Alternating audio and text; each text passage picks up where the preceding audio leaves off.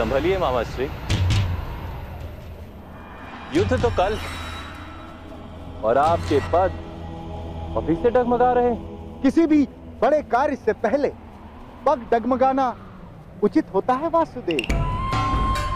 यदि मनुष्य को अपने आप पर अति विश्वास हो जाए तो फिर वो असावधान हो जाता है। और जब मनुष्य के जीवन में डगमगाने का समय आता है तो सारी सृष्टि उसे असावधान होने के लिए विवश कर देती है। ऐसी स्थितियां उत्पन्न होती हैं कि मनुष्य को अति विश्वास हो ही जाता है।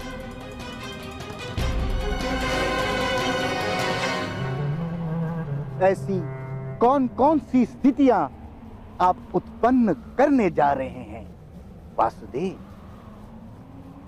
मैं कहां कोई स्थिति उत्पन्न करता। मनुष्य के कर्म स्थितियों को उत्पन्न करते हैं और उन स्थितियों में हमारी प्रतिक्रिया हमें उन स्थितियों से बांध लेती है।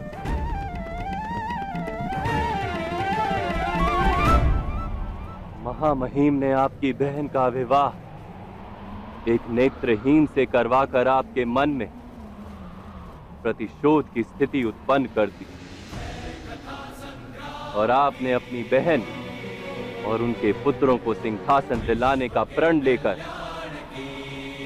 अपने आप को स्थिति से बांध लिया।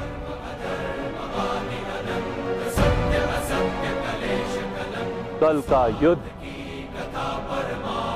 उसी प्रण का परिणाम है।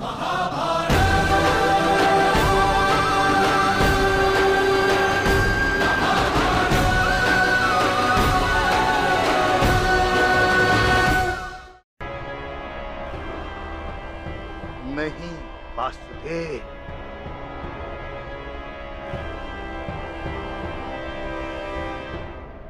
कल का युद्ध हस्तिनापुर के अहंकार का परिणाम है।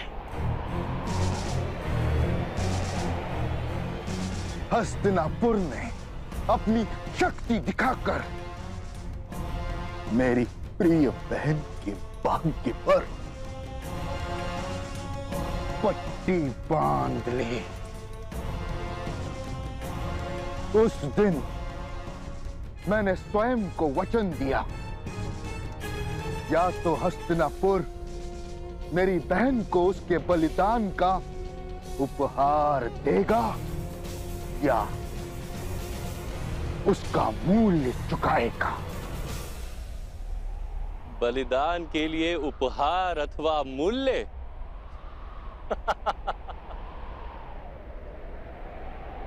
जो बलिदान को व्यापार मानता है उसे पीड़ा तो अवश्य प्राप्त होती ही। विचित्र बात है कि बलिदान दिया आपकी बहन ने और उसका व्यापार बनाया आप।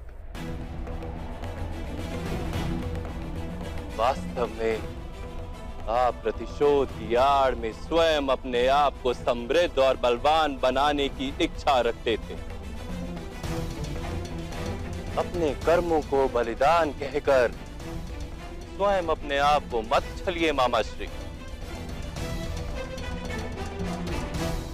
छल छल छल मैं कर रहा हूं या आप कर रहे हैं वासुदेव? इस युद्ध को धर्म युद्ध कहकर आप सारे आर्यवर्त को छल रहे हैं।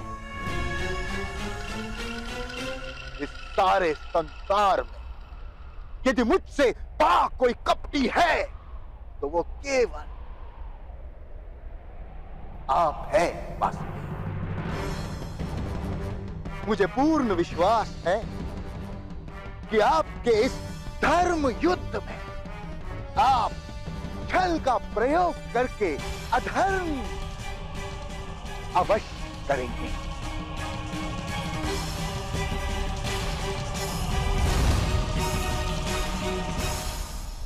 ये धर्म युद्ध ही है मामा श्री। यहाँ बल का प्रयोग भी होगा और छल का भी। यहाँ धर्म के लिए अधर्म किए जाएंगे, सत्य का रक्षण करने के लिए असत्य कहे जाएंगे, जीवन के लिए मृत्यु दी जाएगी, नव निर्माण के लिए अवश्य पूर्ण विध्वंस किया जाए।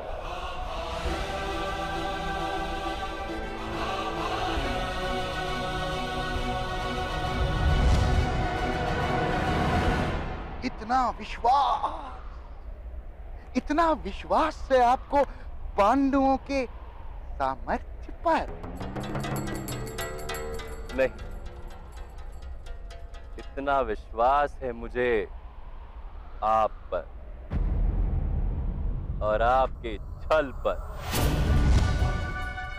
मैंने कहा आपसे, कुछ इस प्रकार की स्थितियां उत्पन्न हो गई हैं और आप उन स्थितियों में कुछ इस प्रकार बंध गए हैं कि अब आपके द्वारा किया गया प्रत्येक छल अंत में पांडवों को ही लाभ देगा। इसलिए मामा श्री, अब छल भी विचार करके कीजिएगा।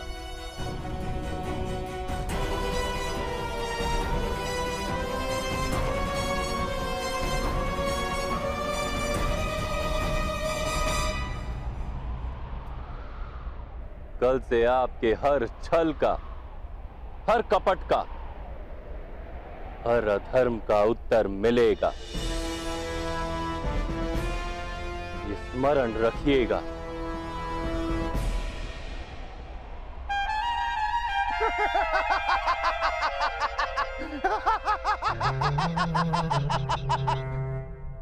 स्मरण तो आप रखिएगा वासुदेव।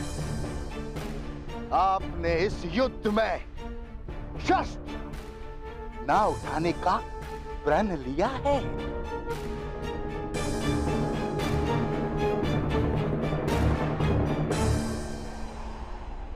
मैंने युद्ध में शस्त्र ना उठाने का प्रण लिया है मामा श्री।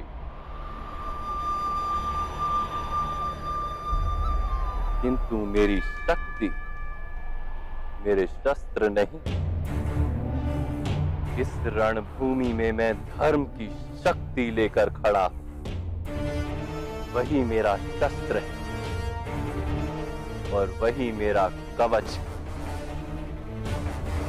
और मैं स्वयं आपके प्रिय पांडवों का कवच।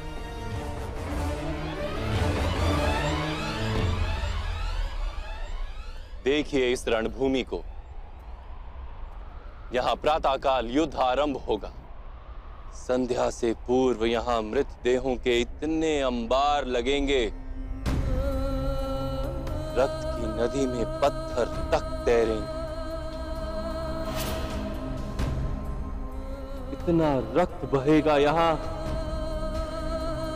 कि अनंत काल तक इसकी मिट्टी लाल हो जाएगी।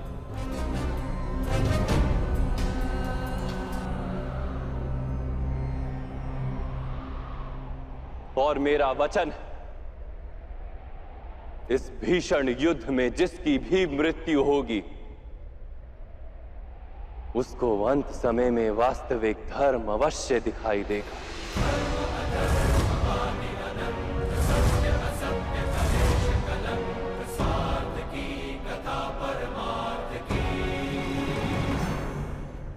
धर्म की स्थापना के लिए आरंभ हो रहा ये युद्ध समय के अंत तक महाभारत का धर्म युद्ध कहलाएगा। धर्म युद्ध कहलाएगा।